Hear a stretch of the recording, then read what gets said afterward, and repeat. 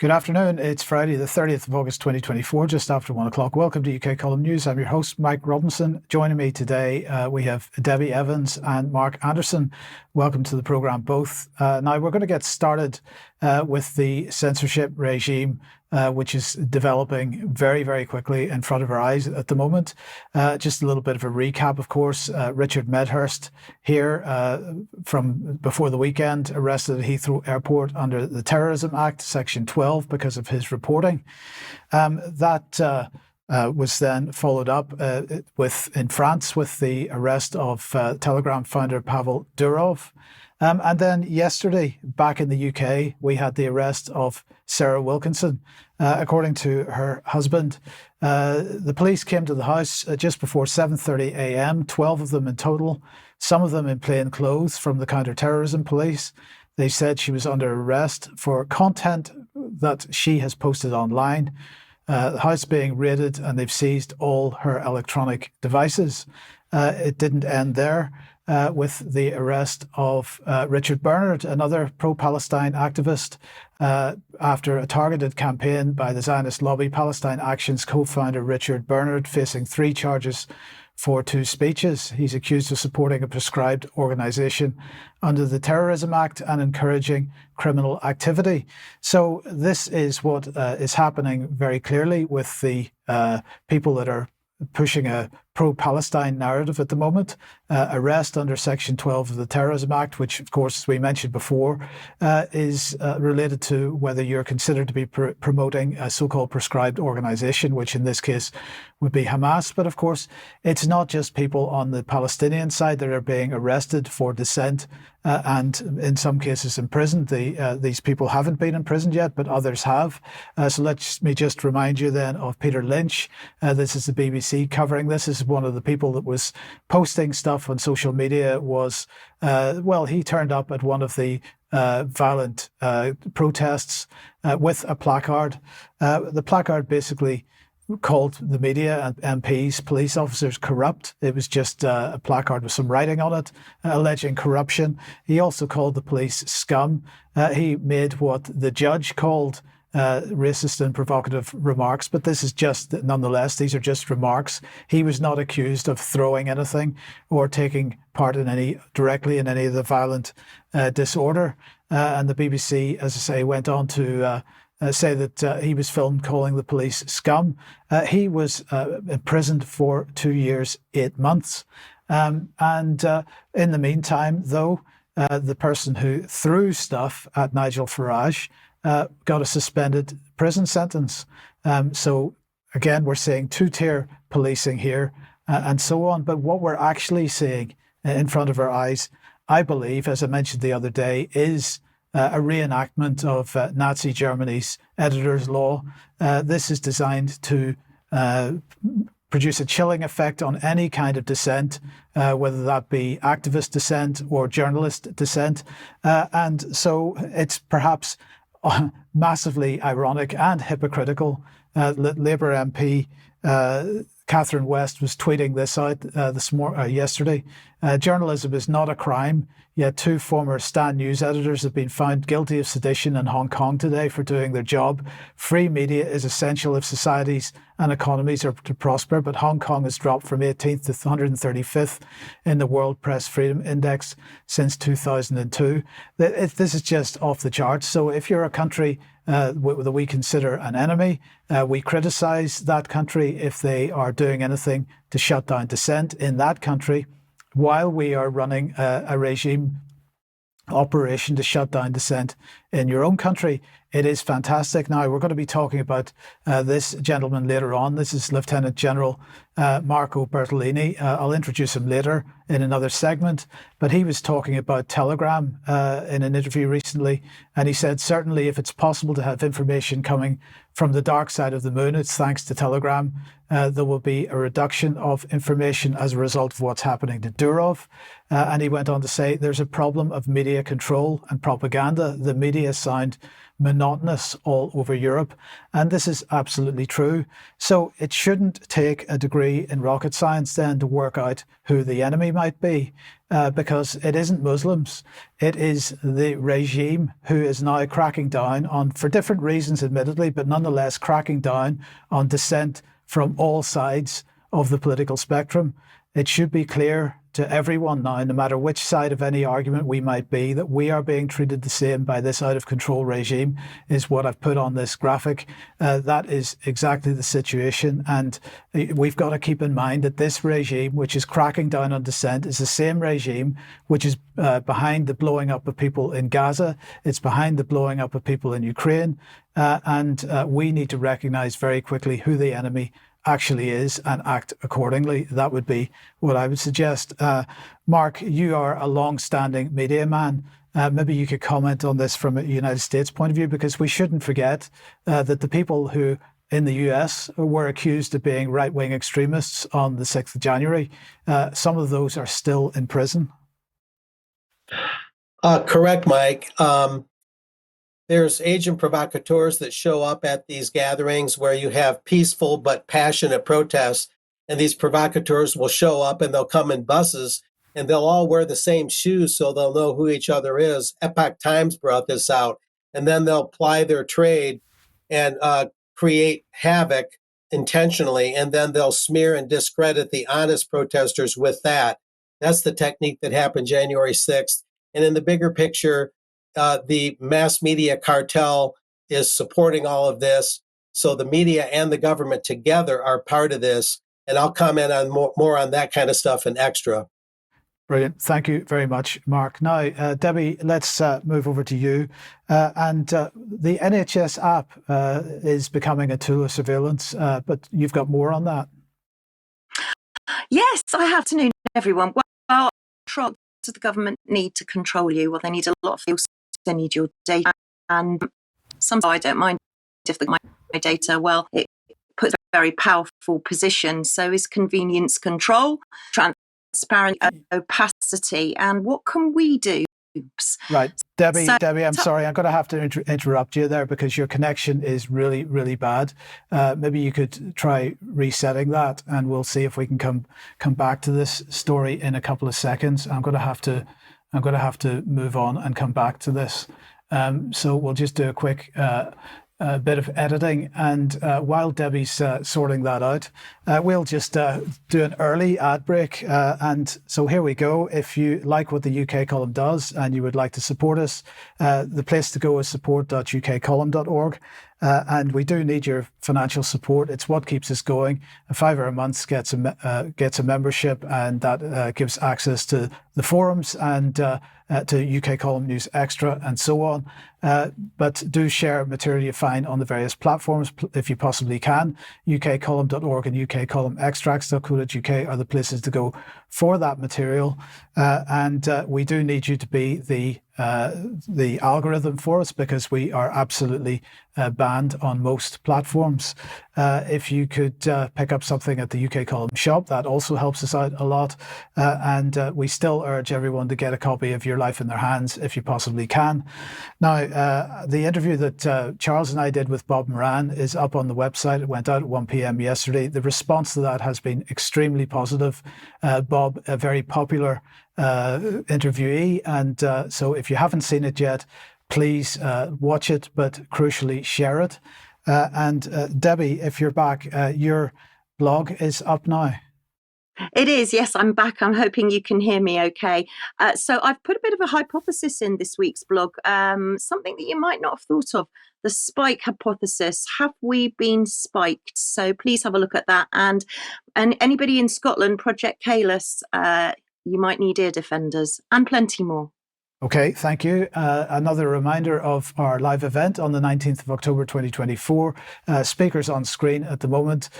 Do get to that if you possibly can. It's going to be a fantastic day. And then on September the 8th, that is Aviation Impossibilities, deconstructing the official story of the 9/11 hijackings and air defence failures. That is being run by International Centre for 9/11 Justice, and we will be live streaming that, so it'll be in the usual places. And the details are on the front page of the UK Column website at the moment. Brian and I will be speaking at the Heritage Party Conference on Saturday the 28th of September in Reading. Tickets available at heritageparty.org. So join for that as well. So Debi, sorry, Stephanie, yes. If I just do a quick bit of editing here and bring your material back on screen again, let's talk about the NHS app. Yeah, so how can we take back control? So I found this article in the New Statesman that said the government is running before it can walk on NHS Digital, and says that actually 71% of NHS trusts are still relying on paper records and 4% are completely paper-based. But let's just not forget that AI has no regulation at all, and there's no preparation for any regulation either. And last week I reported Tony Blair has got other plans for a digital health record, and he wants to roll this out very quickly. But how? And this is how I believe they're going to start the whole procedure. So the NHS app, let's look at a little bit of video. Have you got the NHS app? I'm Lauren. I'm Ben. I'm Aaron. I'm Dion, and I use the NHS app. It's owned and run by the NHS. It helps me to manage my condition and book appointments. I can renew medications on shift. 24/7. All my repeat medication is on the app, and I select the ones I need when I need. Being able to view my medical record helps me feel in control and managing my condition. There's a fantastic service on it called a symptom checker. It gives me gold standard NHS information at my fingertips. So not only is it secure, it's also fast to set up. I did it at work on my lunch break. It's easy to use. It makes life easier for me. And the best thing is, it's free. It's a no-brainer. Download the NHS app. So that's how to download it. And the NHS website, when we go there, they say that it's for convenience, and they tell you here how to download it. But I think that this could be the key to the door to a digital revolution. So how convenient is it? Who can use the NHS app? Well, you know what? 13-year-olds can use the NHS app, and 13 to 15-year-olds. And what can you do? Well, you can book, manage your appointments. You can pretty much do anything, order repeat prescriptions. You can also manage organ donation decision, interestingly, and you can access NHS 111.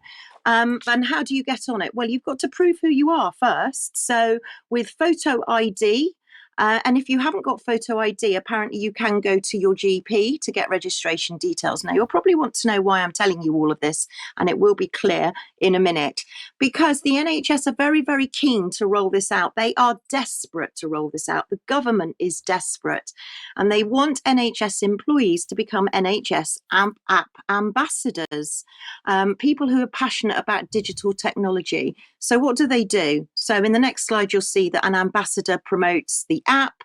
They do face-to-face sessions. They network on social media.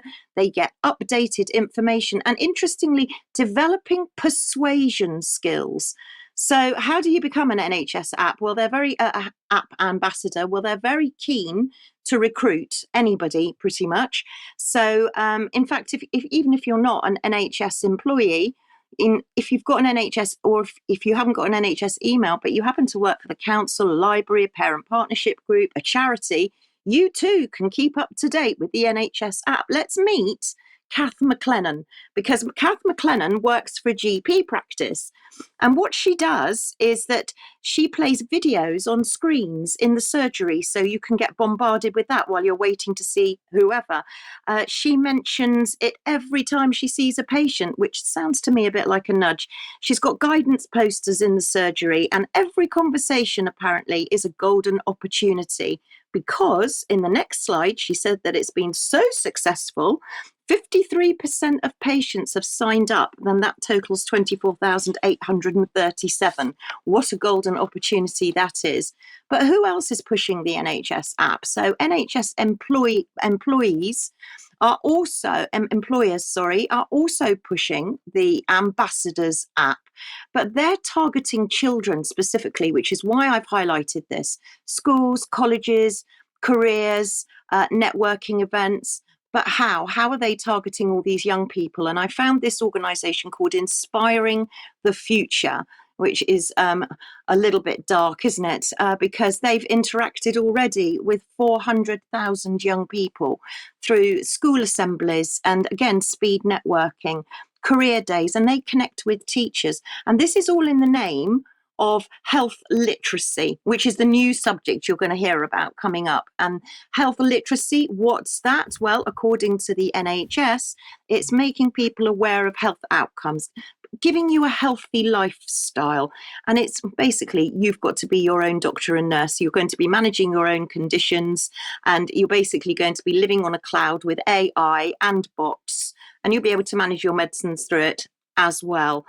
But if you're having any problems with the NHS app and you need some help, then ask a librarian. Perhaps we'll ask Professor Diane Rasmussen-McCaddy, because they're third most trusted professionals in Britain. They don't actually reference that, but apparently librarians are third most trusted professionals. And we have now got a staggering 34 million people registered up, or that's what they allege, registered up to the NHS app. But how desperate are they? Really desperate. They really are. And I've got a couple of clips from the February NHS board meeting. I would advise everybody to go and look at it, because they are really desperate. Have a look at this first clip. This board is presiding over what is, I believe, the biggest change in how the NHS engages with its citizens that we have seen for many, many decades. We're in a place now whereby we have got more than 3/4 of our adults who have downloaded the app. We've got 97% of our practices able to communicate with those patients. And the numbers just keep growing exponentially. And there are lots of numbers that you've heard today, but over 4 million people a day accessed their medical records last week. This is an appetite that we are fulfilling through the NHS app. My goodness, aren't they desperate? And here's another little short clip, NHS board meeting.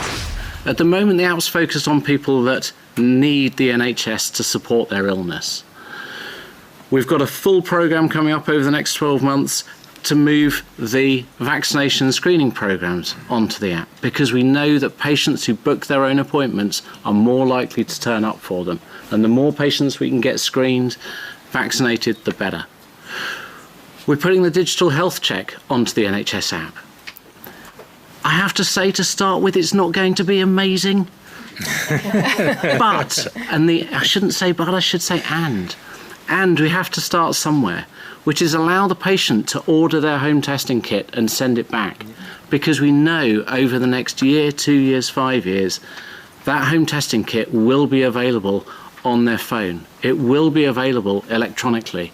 And if you don't believe me, I looked yesterday at the camera that sits by the bedside that takes all of the vital signs of the patient in front of them without touching the patient.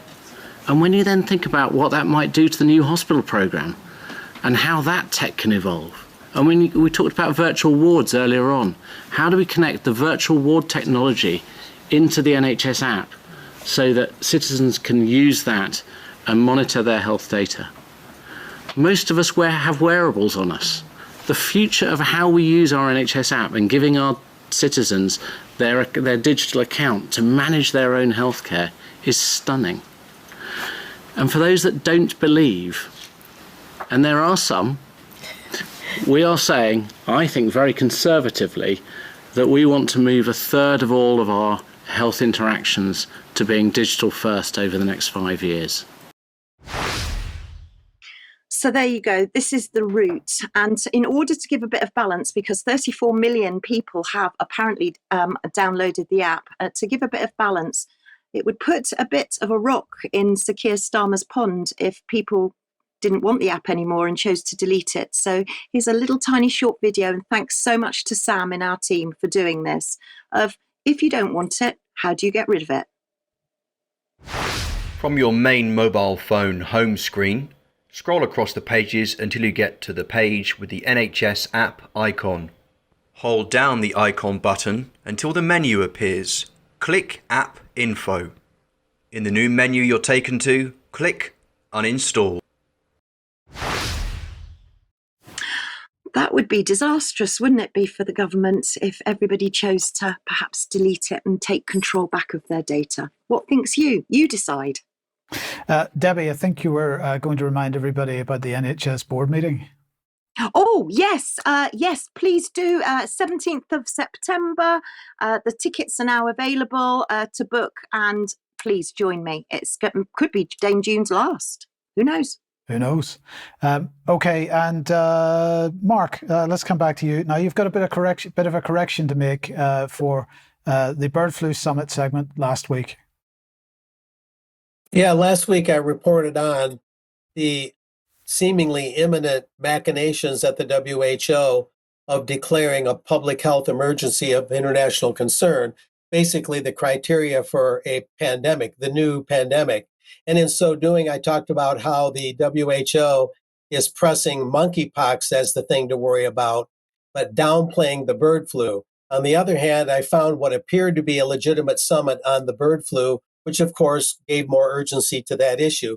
But it turns out that according to the research of Diane Rasmussen-McCaddy, the UK column contributing reporter, this appears to be a bogus event that purportedly was going to take place in early October in DC. Bogus, illegitimate, some sort of scam. And so I found what should have been reported, and this is absolutely legitimate, the International Avian Influenza Summit, the Center for Excellence for Poultry Science at the University of Arkansas in Fayetteville is going to hold this summit at the Don Tyson Center for Agricultural Sciences, September 30 through October 3rd. By the way, the Tyson family was a big contributor to the Clintons, just a quick footnote. And that's the actual event. I believe there's one more slide just to give it a little bit more of a news angle. What is this summit? Well, basically they're saying since January of 22, multiple viruses have infected tens of millions of wild birds, allegedly, commercial poultry flocks, and more than 24 species of terrestrial and marine mammals worldwide, allegedly. And they're going on to say, this is why we decided to modify the scope of the summit this year to cover the HPAI matters in commercial poultry and wildlife, as well as including emerging issues to cover other important economic diseases affecting commercial poultry, swine, cattle, bees, and humans, and doing that all as One Health. And that's in capital letters, One Health. That's a key concept that we brought up many times in UK column, where the value and the balancing of the health of the planet among flora and fauna and animals and human beings are put on the same level as plants and animals. And so there's sort of a devaluation of human life that's involved in this. Yes, you want a healthy biosphere and a healthy environment that does help people remain healthy, but this is deeper than that, where people are put on the same level as the rest of the animal kingdom and the plant world. So a very troubling kind of leveling concept there, one world concept. But that's the newest issue along with that correction, Mike. Okay, thanks, Mark. And keep the idea of One Health in mind because we're going to hear about one something else in just a moment. But we'll just start off with Ukraine here. And of course, this is the gift that keeps on giving for the regime that we are living under at the moment. Now, I want to begin by highlighting this article from the Italian media. We'll do a quick translation of the headline there. So the new Kiev peace plan widens the war with the help of NATO. The latest Russian airstrikes in Ukraine are proceeding in parallel with the advance in the Donbass. Kiev aims to involve NATO countries. And of course, we've heard a lot over the last little period about an alleged peace plan that Zelensky is wanting to pursue and so on. Let's bring the Lieutenant General back on screen again. This is an Italian military man. And in this article, which is where the previous quote came from as well, in this article, he is saying, he is quoted as saying that Zelensky wants to survive this current situation, so current critical situation, involve as many countries as possible, NATO and the US in this war. I would not believe so much in the willingness to come to a negotiation. So he's absolutely skeptical about Zelensky's claims that he's working towards getting to the negotiating table. Russia has launched a major intervention against Ukrainian power plants, he says, not an operation dictated by irritation, but one that has been planned for some time. It has incapacitated the Ukrainian electrical grid even more, creating problems that, although now limited to blackouts, could become dramatic this winter. Zelensky will present a peace plan, but Kremlin spokesman Peskov said that there's no longer any talk of negotiations now. So what he's saying is that as far as the Russians are concerned, this is not a serious suggestion on behalf of Zelensky. But anyway, Bertolini went on to say, there are those who pushed for this. Britain has done so, with the United States a little less. We presume that the British have been particularly active, and that seems to be the case. I mean, we've been reporting that for the last 2 years, how active Britain has been in pushing this. So what exactly is Britain pushing? Well, this is Gilbert Doctorow, who's based in Brussels, an American analyst of Russian affairs, and he's taking quotes from a program called The Great Game. It's a talk show, and so let's just have a look at what he's saying here.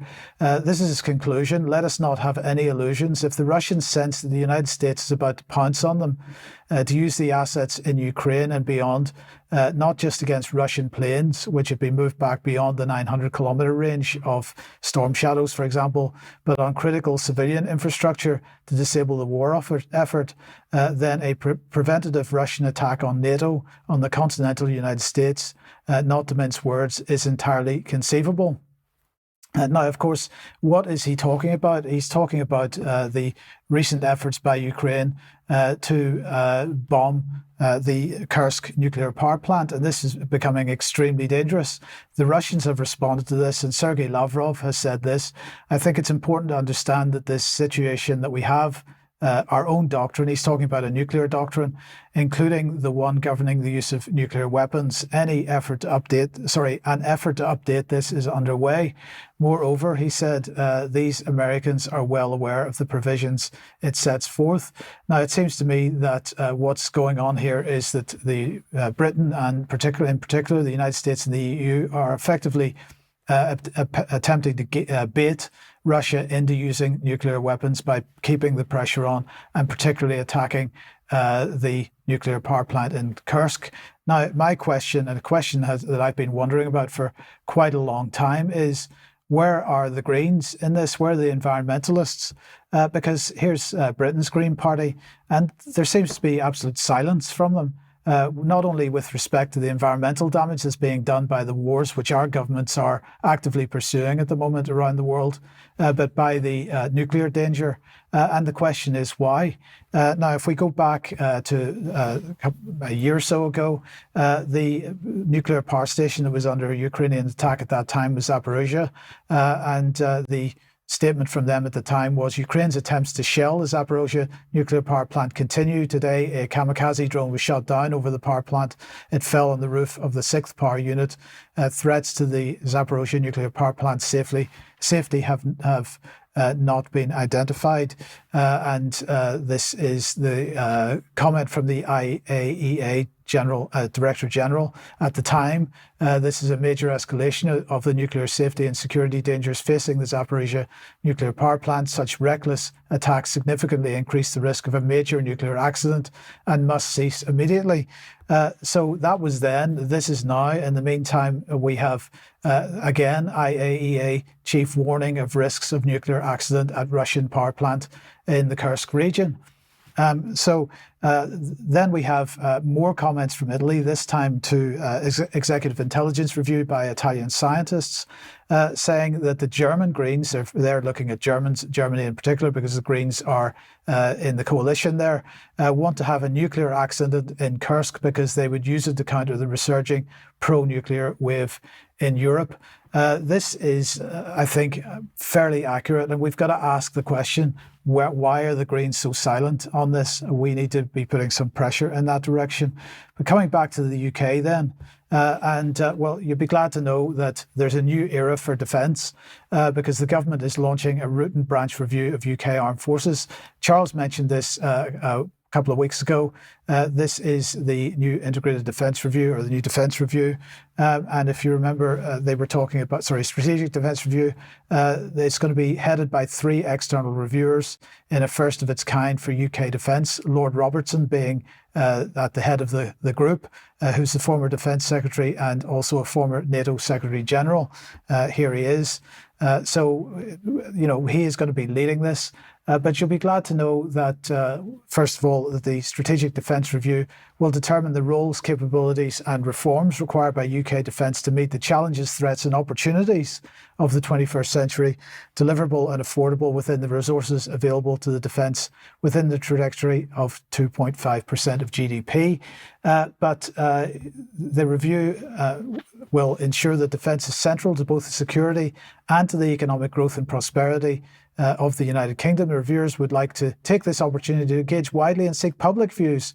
Your input is encouraged and welcome. So there is a public consultation going on, and I just wanted to mention this aspect of the scope of that public consultation because they have used the term One Defence. Now, this term has been used rarely over the last few years. It has been around for a couple of years, but I just thought we'd just let you know what that is. Because this is from Rolly Walker, the new Chief of the General Staff. Thanks to Charles for sending me this. And he was saying at a recent RUSI conference, and these forces will lie at the heart of NATO and be filled with the best soldiers in the world, supported by incredibly committed civilian staff and leading industrial partners and the nation itself, and providing value at every turn, societally, politically, internationally, economically, as well as just militarily. This is the One Defence mindset that the Secretary of State referred to yesterday, and to which I fully subscribe. So let's look at a definition or a comment from another document. The approach to recruiting, educating, training and retaining people needed for One Defence, including regular, reserve, civil service and industry. This is to include how service life can be improved for those who commit to serve their country in uniform. This One Defence is not just limited to Britain either. This term is being used in Australia and other countries within the Western Bloc.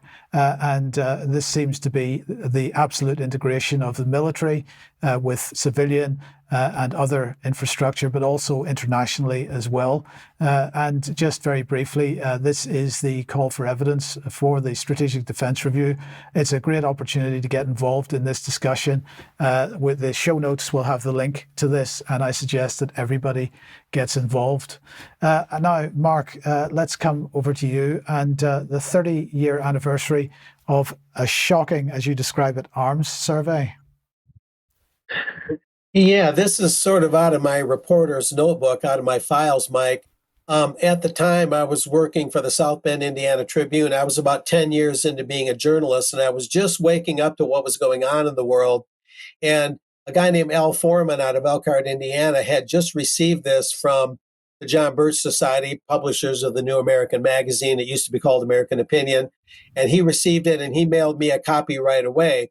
And I found it in my file the other day, and I was thinking about it in terms of how the military, as you just got done talking about, Mike, is amalgamating into something different. It doesn't really defend the nation state that it's born from anymore. It's just sort of a world police force that looks like it's intended to just put down recalcitrant or rebellious countries or factions or even individuals to control the narrative, to control the basic tyrannical regime. And to do that, you have to move the goalpost and change the basic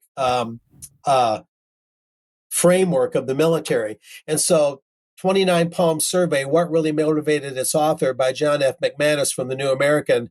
Sidebar to the cover story, I'm Not a UN Soldier by William Norman Grigg. Now that's something we can talk about on the side or maybe an extra.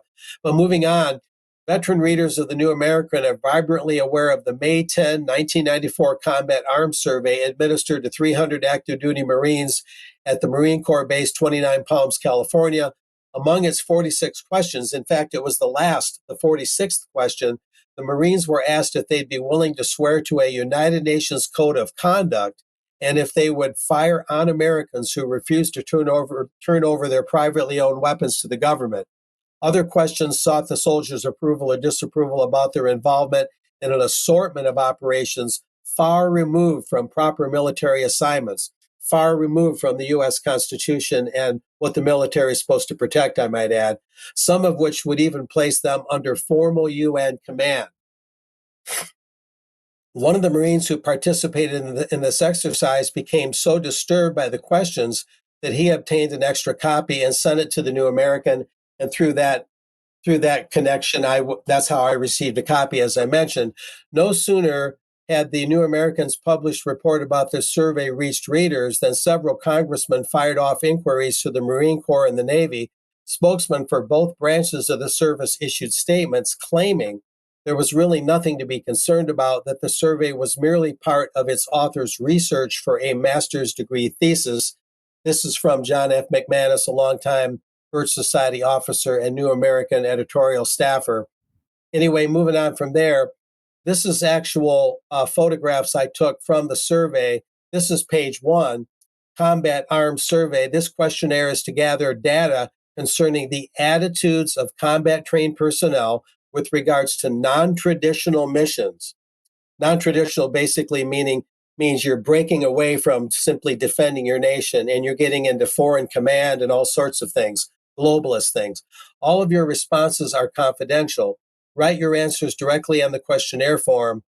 Place an X in the space provided for your response. Now, cutting to the chase, here's the exact question, number 46. The last question in the survey asked to these Marines at that Marine base.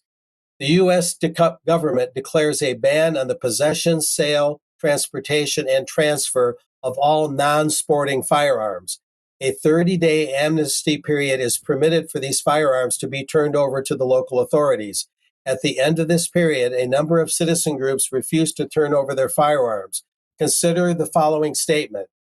I would fire upon U.S. citizens who refuse or resist confiscation of firearms banned by the U.S. government. And they were asked to check strongly disagree, agree, strongly agree, or no opinion.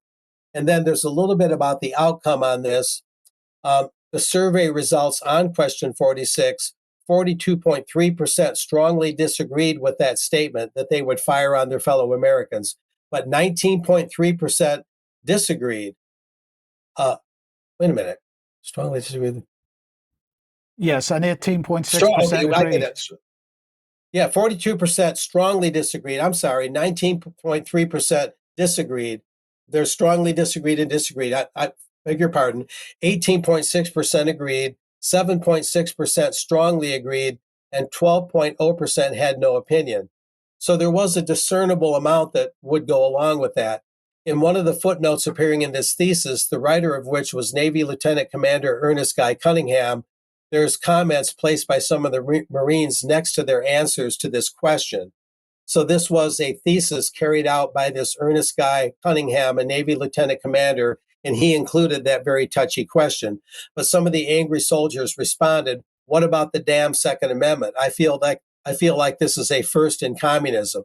Another said, I would not even consider it. The reason we have guns is so that people can overthrow the government when or if the people think the government is too powerful. Another soldier said, freedom to bear arms is our Second Amendment. If you take our amendments away, then you can take this job and stick it where the sun don't shine. It is a right to own firearms for the Second Amendment for self-defense, and I would fight for that right. So there were some very angry soldiers at the time. I'll note, Mike, that I talked to a Daniel New who lives in Texas, and his son, Michael New, is known for refusing to wear the UN blue. Back in 1995, he refused to wear a UN beret or UN insignia on his uniform, and he was court-martialed a year later in 1996. He was stationed in Germany at the time, and the father of that soldier, Daniel New, he got to know Ernest Guy Cunningham, who wrote this thesis. He believes that Cunningham was concerned that American soldiers were losing their moral outlook, you might say, and that they might consider firing on their fellow citizens. And he wanted to put a controversial question in there to see how they'd respond.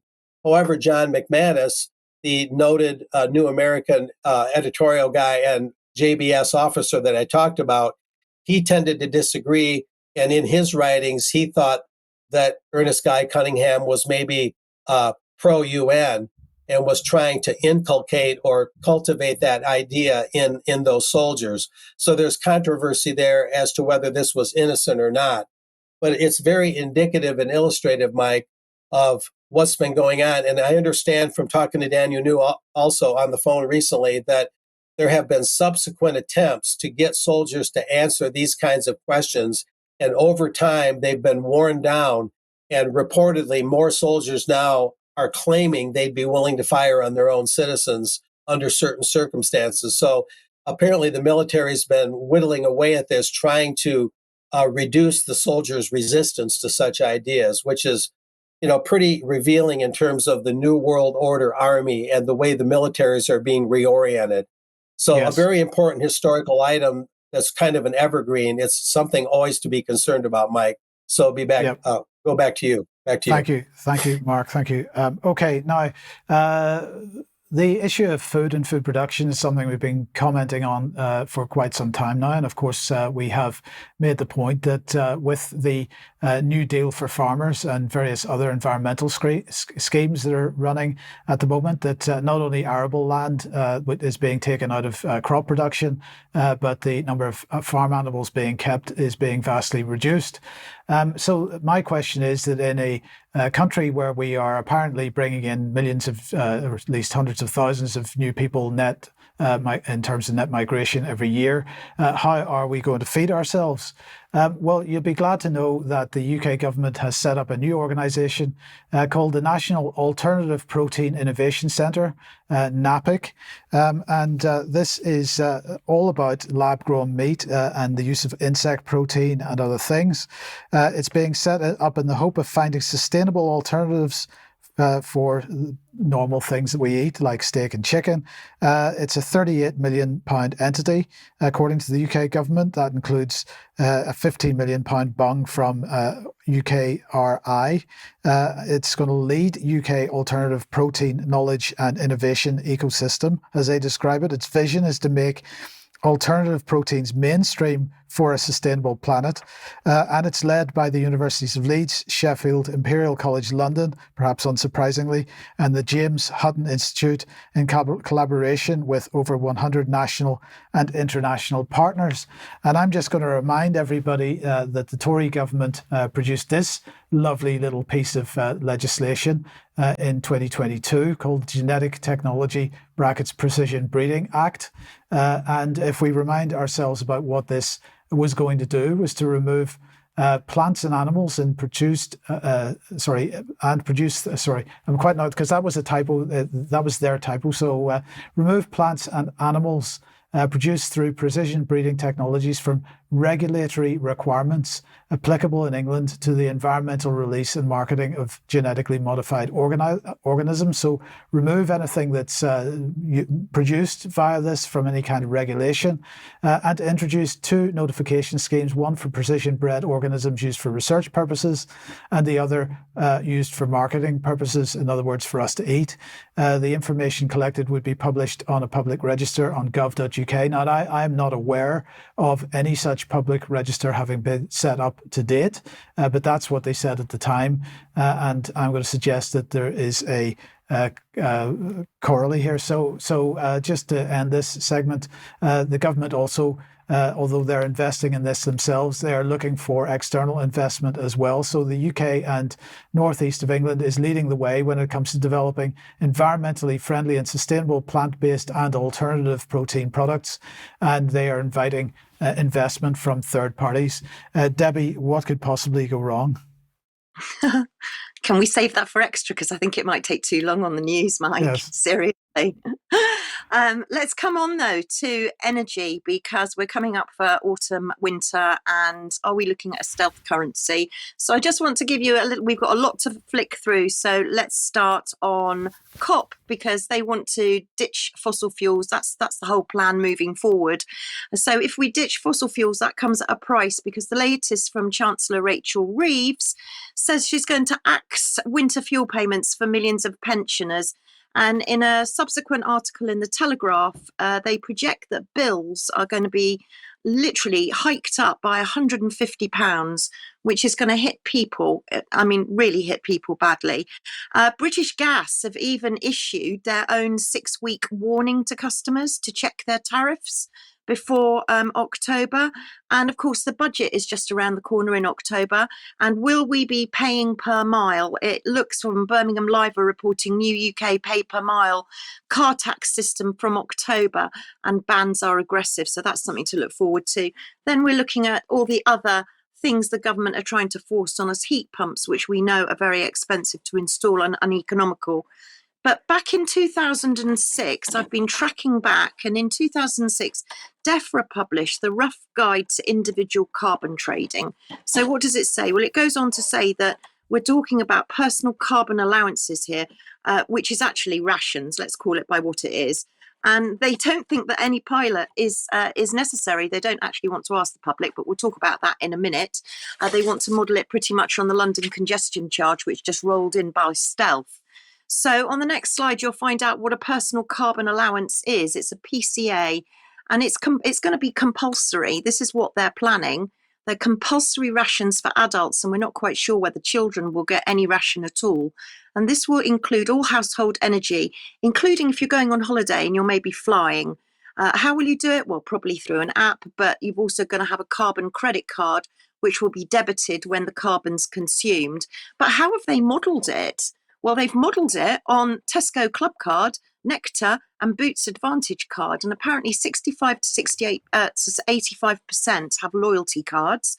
And staggeringly, the Club Card database, the Tesco's Club Card database, they're collecting 50 billion pieces of data per year. I mean, that's just huge. If that's not a reason to get rid of your Tesco's Club Card, I don't know what is. What about the public acceptability? Well, actually, at that point, no one had done any work on it at all. Although a focus group in Edinburgh on carbon trading and carbon taxation are concerned and were concerned about fraud, civil liberties, fairness. And of course, this is going to be linked to ID cards. And we're not talking about paper ID cards, we're talking about digital ID. So moving forward to 2011, you can start to see the way of travel. And we're looking at onshore, offshore wind farms, marine energy, biomass energy. I mean, just huge. And what is the public reaction and acceptability? Well, the public aren't going to accept it because according to the document, pilots aren't a good idea. Sorry, have you? Yeah. I've just missed the slide there, I think, Mike. Okay, well, it's fine. We'll just carry on then. Pilots aren't a good idea. Why? Because they are a risk. They're a risk because the public won't want them. And this is how the London congestion charge was rolled in without anybody knowing. If you skip to the next slide, the UK renewable energy map. So this is where I'm saying Charles and everybody on UK Column have been talking about biomass electricity, onshore, offshore wind farms. So we know what that's all about. But have you heard of TEQs? And TEQs are tradable energy quotas. This is a House of Commons document. It was back in 2011, an all-parliamentary group on peak oil, chaired by John Hemmings. And you asked, Mike, what the Green Party have been doing or where they are. And this is where they are. The late David Amess was also on this APG. But the lean economy was founded by David Fleming, and it's significant, and I'll tell you why in a minute. But they're really leaning on a report in the next slide called The Oil Crunch, which predicted and concluded that global oil production would be unable to continue to grow beyond 2013. And a year later, the UK Energy Research Centre concluded that 2/3 of current global crude oil may need to be replaced by 2030. There's that 2030 again. And Ofgem at that time warned that there would be shortages and breaks in supply. And let's not forget our good old friends, Chatham House. Oh, sorry, Common Purpose. Yes, sorry. Sorry, I think we've got the slides out of sync a little bit. But John Hemming basically concluded here with Chatham House. We've got Chatham House and Lloyd's saying that TEQs provide the fairest and most productive way to deal with the oil crisis and to simultaneously guarantee reductions in fossil fuel use to meet climate change targets. So what more can we ask? Well, if we look at the next slide, you can see common purpose there, a plan for all seasons. I'm sure Brian will be watching with interest because there we go again. A rationing system will be required to sustain a fair entitlement and available fuels. So this is going to motivate, apparently, the whole of society. And what are their aims? Well, they're going to have to prepare us. How are they going to prepare us? Psychological techniques. So psychological preparation. Apparently, we all need to be informed of this, but with no pilot consultation and no discussion, we won't know about anything. We will end up being told. And then, of course, you've got the second preparation, which is practical, where they're going to need to roll it out pretty quickly. They say in the next slide that TEQs could be a game changer, that they are acting, so must you. And if we look at today in 2024, how is this rolling out? Well, we have the Fleming Policy Centre, which was founded by David Fleming. Now, he's an elder of the Green Party, and he's also been involved, he was a Green Party economic spokesman, but he's also been involved in transition towns movements. He died in 2010, and he's an ardent critic of nuclear power. So the Fleming Policy Centre are inventing the future. And what they say, and this is the really important bit, is that every adult gets an equal free entitlement to weekly TEQs, weekly. So children may be not included. So whenever you buy petrol, it will be deducted from your TEQ. 1 unit will be 1 kilo of carbon. If you use less, you can sell your surplus. If you need more, you can buy more. The number of units available will be determined by the national carbon budget, encouraging common purpose. Here are some of TEQ's champions. In the next slide, you can see John Fleming, Lord Smith of Finsbury, Chris Smith, and of course, Caroline Lucas. So that's what Caroline Lucas has been busy doing. And of course, you're going to be able to download this on your smartphone or on a credit card. So Do Black, the world's first credit card. This was back in 2019. They've come on from there, but you can just see how they're going to roll this out. The next slide will tell you it's a Swiss Fin tech team who have teamed up with MasterCard. And they say that this is the first card ever to prevent consumers from exceeding their limit based on carbon emissions caused by their consumption. And finally, to tie it up, every transaction counts, creating the infrastructure for climate action economy. They were funded in 2018. And here's the CEO, Matthias Wilkstrom, who is a regular speaker around Europe and at the United Nations. So is this something we have to look forward to? I believe it might be. Oh, yes, sorry. From ground regeneration and nutrient density with farmers Angus. Stephanie reminded me of this, where he is talking exactly of carbon rations and carbon quotas. So please go and look at that. Mark, back to you then, and give us an update on, common purpose colours here with the Billionaire family business, but we're talking about the US election. Yeah, of course, big money plays such a huge role in U.S. elections. And pretty soon, not today, but pretty soon I'll be looking into connections with big money and polling organizations, as well as ownership of the voting machine companies, the companies that produce the machines that count the vote. Those are all things I'm looking into. But anyway, the Billionaire family business, this is a report. 50 billionaire clans have already spent over $600 million on the 2024 U.S. elections, mostly to preserve their own fortunes. And moving on from there, this comes from Tada, Americans for Tax Fairness, describing itself as a diverse campaign of more than 420 national, state, and local endorsing organizations unified in their support of a fair tax system that works for all Americans. ATF is a project of the new Venture Fund, a 501c3 nonprofit organization, which means it itself is tax exempt.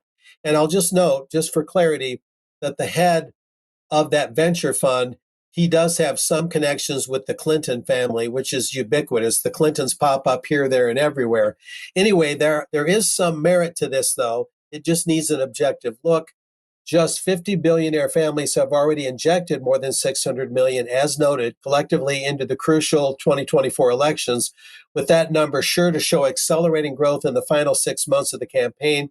These billionaire clans, interesting words, donated this money mostly to political parties, political action committees, and outside spending groups, including super PACs. And this is as of May 9th. These numbers are as of May 9th this year, offering further proof that the nation's richest families consider democracy nothing more than a commodity that they can buy. The country was really founded as a republic, not as a direct democracy, and that's actually part of the problem. They kind of overlook that. But anyway, this is the latest in a series of billionaires buying elections from Americans for Tax Fairness. They get a lot of their info from Open Secrets, which is a very legit organization, I might add, Mike. I went to one of their seminars in 2012, approximately in DC, and they were very good in a very nonpartisan way at showing the way money influences politics in the US. Anyway, some of the findings of the Americans for Tax Fairness study, this current study, are as follows. The 50 billionaire families who had injected the most money into the political system as of May 9th donated the $600 million to these entities I mentioned. Over 2/3, 69% of the money has been in support of Republican candidates. Less than a quarter, or 23%, has backed Democrats, and the remaining 8% cannot be classified on a partisan basis. Even among these top 50 spending families, donations are highly concentrated. The top 10 family clans, including prominent conservative families like the Kochs, the Mellons, and the Waltons — Waltons is Walmart — have contributed over half, or 359 million, over half of that 600 million. The 50 billionaire mega donor families in this study are collectively worth over 1 trillion, meaning that 600 million, the 600 million they've spent on politics only equals 0.06% of their total wealth. The equivalent donation for the average household would be about $100. So these 50 billionaire families alone have the political spending capacity of over 6 million ordinary American families. An interesting statistic, that's for sure. And this is just a chart that outlines it a little bit more. Readers can freeze the screen if they want to study it in depth, but all the red ones are Republican donations out of that 600 million. Americans for Prosperity was founded by the infamous Koch brothers, spelled Koch. 41.8 million for Make America Great Again, which is Donald Trump. So all the claims that Kamala Harris is beating Trump in the polls kind of runs against the grain, where a lot of this money is going not to Democrats, but Republicans. So there's something to sort out there that I'll be working on in the next few weeks. A little bit more from Americans for Tax Fairness. Billionaires can impact elections through unlimited contributions to so-called dark money groups that don't reveal their donors. Sometimes those groups that receive the money can only have a letterhead and a P.O. box and not even have a physical location, and yet they'll rake in billions of unaccountable money. The free spending of billionaire families is only possible because of a broken campaign finance system, as this group sees it, in their opinion. Reform of campaign finance rules to outlaw unlimited political contributions that give billionaire families an outsized say in the political process is being called for. Also, the enacting of special taxes on billionaire wealth is being suggested. They believe that's a good idea, or at least all the income from their wealth. And there's also a call to strengthen the estate tax to curb the growth of economic dynasties. And a little clip from CNBC gives a little bit more on this. American billionaires spent a record $880 million on the U.S. midterm elections back in 2022. This item is from November of 2022. And as it says here, American billionaires spent a record $880 million on those midterms, which is mostly when Congress and Senate seats are up. Billionaire spending at the time was up 44% over the 2018 midterms, so it's exponentially growing, and it's expected to approach $1 billion by next week at that time, according to Americans for Tax Fairness. They were quoted by CNBC here. While U.S. billionaires poured $1.2 billion into the 2020 presidential elections, their outsized spending in the midterms shows just how much is at stake for wealthy donors of both parties. So money is really steering things here in the States, especially. Not a big surprise, but it's interesting to hear the numbers and the scope of it. Anyway, this last thing, Mike, is a historical item, Forbidden American Economic History. These things were talked about a lot going back to the 1930s. As he was known, Senator Huey P. Long, he was known as the Louisiana Kingfish. He wrote a book called Every Man a King. He actually called for a national law that would limit how rich a person could get. And I know that sounds rather socialistic. I'm just reporting it for the information about it. People can make their own opinions about it. The middle image is a little bit more on that slide. The middle image is of Father Charles E. Coughlin, the great radio priest of Michigan. I have visited his shrine a number of times. He spoke out about economic injustices in a different way. And then Ferdinand Lundberg, a fascinating author, America's 60 Families. He showed way back in the 1930s and since then, how many of the same families then are controlling things even today. So back to you, Mike. Yep. Thank you, Mark. Thanks. Okay, Debi, let's come back to you for a final comment here. Well, what have I stumbled upon? And at this point, I'm hoping that this will be able to be tweeted. I'd like to welcome Guinness World Records because I tweeted them to ask them, did they have a record for the longest CV in history? And they don't have, they have a category, but they don't have anybody that's been nominated. So what did I stumble upon? Well, many of our regular viewers will know of Professor Susan Mickey. Professor Susan Mickey, behavioural scientist. She advises the WHO and she's in charge of the behaviour change agenda in the UK. And I found her CV and I couldn't put it in a screenshot. So roll VT and I'll talk over it as you scroll down it. It takes 32 seconds, I believe. It's 110 pages long. I'm not quite sure how long you'd like a CV to be, Mike, which you'd get landing on your desk, but we've got all of her appointments, her affiliations, her academic supervision, her books, her articles, her symposiums, her teaching, her honours, her awards, her journals, her reviewing journals, her research bodies, her publishers, her references to antimicrobial resistance, to smoking, which of course she's in partnership with her husband, Professor Robert West. So Guinness World Records, is that a record? 110 page CV. Perhaps we could get everybody to write to Guinness World Records and she could get another prize. Just saying. Yeah, that would be brilliant. Okay, thank you for that, Debi. Thank you, Mark, for joining us today as well. And thanks to everybody that's watched. We will be back in a few minutes. Stick around if you're a UK column member for News Extra. Otherwise, I hope everyone has a great weekend and we'll see you at 1 p.m. as usual on Monday. Bye-bye.